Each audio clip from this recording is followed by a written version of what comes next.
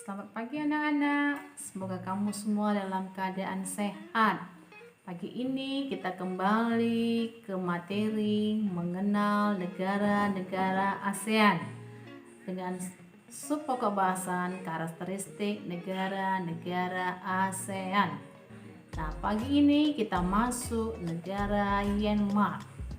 Perhatikan slide di bawah ini. Nah, kemudian kita masuk mengenai letak dan batas wilayah. Myanmar itu terletak di astronomisnya terletak di antara 11 derajat lintang utara sampai 28 derajat lintang utara dan 92 derajat bujur timur sampai 101 derajat bujur timur. Luas wilayah sekitarnya 676.036 km. Batas-batas negara meliputi sebelah utara Tiongkok, sebelah selatan Laut Andaman, sebelah barat Teluk Benggala, sebelah timur Laos dan Thailand. Kemudian kita lihat iklim. Nah, berdasarkan letak lintangnya, Myanmar itu terbagi dalam dua musim, yaitu bagian selatan beriklim tropis dan bagian utara beriklim subtropis. Perkiraan suhu tahunan rata-rata 22 derajat Celcius sampai 27 derajat Celcius sepanjang tahunnya. Curah hujan tertinggi terjadi di pegunungan Arakan, Yoman, di daerah pedalaman termasuk Plato Shan. Curah hujan rata-rata sekitar 1.300 mm sampai 1.900 mm per tahun. Kemudian kita lihat bentang alamnya. Negara Myanmar terbentuk dari dua lipatan pegunungan di sebelah barat dan sebuah patahan balok di sebelah timur. Dataran rendah membentang mengikuti alur sungai Irrawaddy dan sungai Sitang ke pedalaman Mandalaya. Dari arah timur mengalir sungai Salween yang melintasi Plato Shan melalui lembah yang sempit. Di bagian paling utara Myanmar yang berbatasan dengan Tiongkok terdapat gunung tinggi di Myanmar yaitu Gunung Hakabon Razi.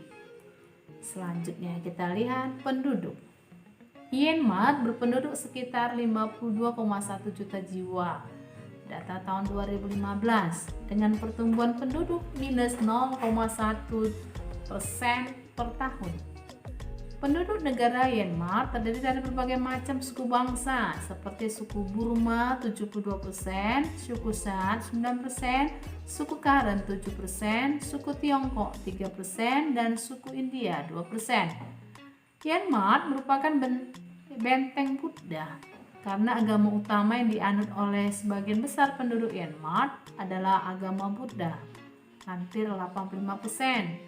Selain Buddha, agama lain yang berkembang di Myanmar adalah Hindu, Islam, Kristen, dan kepercayaan lain. Penduduk Myanmar adalah dalam kehidupan sehari-hari menggunakan bahasa nasional Myanmar. Selain itu, sebagai penduduk Myanmar menggunakan bahasa Inggris, Mandarin, dan India. Nah, kita masuk perekonomian. Produk ekspor andalan Myanmar adalah beras, kacang, ikan dan udang, bahan mineral, kayu, batu perhiasan dan gas. Produk impor antara lain baja, besi dan suku cadang, kendaraan bermotor, semen, minyak mentah dan bahan kimia seperti pupuk. Sumber daya alam. Ini dia. Sumber daya alam utama mineral berasal dari hasil pertanian, perkebunan, perikanan, serta pertambangan. Beras merupakan komoditas utama, disusul teh yang menggampar di Plato Shan dan tembakau di bagian utara, tebu dan sayuran. Tanah di bagian kering dimanfaatkan untuk tanaman jagung, kapas, wijen, dan gandum. Hasil utama perkebunan berupa karet, kayu jati, dan kayu besi. Hasil pertambangan antara lain minyak bumi di Chao dan Penayung, gas alam di Chao, timah di pertambangan Taneserin, serta jenis mineral lainnya. Hasil perikanan paling banyak diusahakan di bagian pantai barat. Di kota Main dan Hattaway terdapat pusat penelitian perikanan. Sedangkan di Menkui didirikan sekolah perikanan. Selanjutnya kita masuk kerjasama. Kerjasama dilakukan oleh Yanmar bersifat bilateral dan juga multilateral. Yanmar ikut aktif dalam beberapa organisasi seperti ASEAN, ADB, UNICEF, FAO, IBRD, IFC, IDA, IMF, WTO, UNESCO, UNINDO, ILO, dan SCAP, serta berbagai macam organisasi lainnya. Berikut anak-anak, kita masuk ke negara Singapura. Perhatikan slide di bawah ini. Selanjutnya kita masuk ke letak dan batas wilayah. Ini dia. Jadi Singapura itu letak astronomisnya 1 derajat 11 menit lintang utara sampai 1 derajat 26 menit lintang selatan, dan 103 derajat bujur timur sampai 104 derajat bujur timur. Nah, dia secara geografis berbatasan dengan Singapura itu berbatasan sebelah utara dengan Malaysia atau Johor, sebelah selatan Indonesia atau Selat Malaka atau Selat Singapura, sebelah timur berbatasan dengan Malaysia dan Laut Cina Selatan, sebelah barat berbatasan dengan Malaysia dan Samudra India. Pulau-pulau kecil yang termasuk ke dalam wilayah Singapura antara lain Pulau Tekong besar, Pulau Ubin, Pulau Sentosa. Iklim Singapura beriklim tropis, lembab dan banyak turun hujan. Suhu rata-rata hariannya berkisar antara 21 derajat Celcius sampai 32 derajat Celcius dan curah hujan rata-rata 2.438 mm per tahun. Hujan di negara ini berlangsung pada bulan November sampai Maret seiring datangnya angin muson timur laut yang basah. Pada bulan April sampai September mulai bertiup angin muson barat daya yang kering. Selanjutnya kita lihat bentang alam. Negara Singapura berwujud dataran rendah yang rata. Selain itu, di negara ini juga terdapat beberapa bukit kecil. Sungai yang terletak di Singapura berukuran pendek-pendek.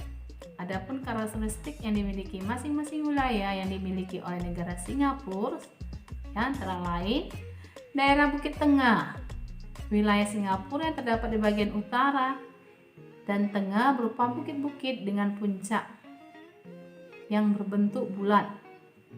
Bukit-bukit yang terdapat di wilayah tersebut antara lain Bukit Timah dengan ketinggian 178 meter. Bukit Timah ini juga merupakan titik tertinggi yang dimiliki oleh negara Singapura.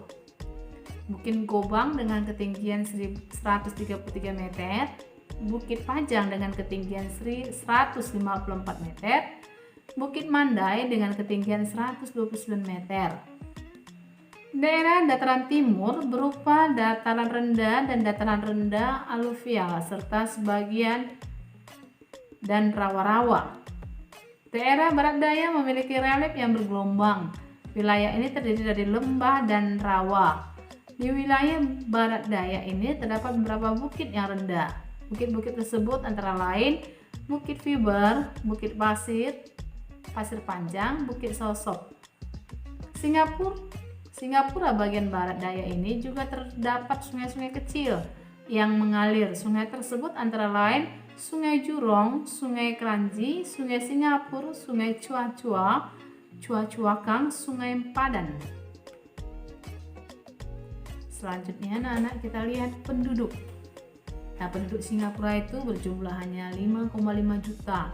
Ini data tahun 2015 dengan pertumbuhan penduduk 1,4% per tahun.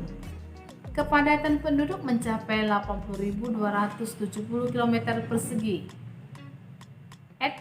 Etnis mayoritas yang mendiami wilayah Singapura yaitu etnis Tiongkok sekitar 78%, Melayu 14%, India 8%, dan sisanya suku yang lain. Agama Buddha merupakan keyakinan paling banyak yang dianut rakyat Singapura, disusul Islam, Taoisme, Kristen, dan Hindu. Mata pencarian penduduk Singapura kebanyakan di sektor industri. Target oriented dan kompetisi yang tinggi menyebabkan penduduk Singapura banyak menghabiskan waktu untuk bekerja di luar.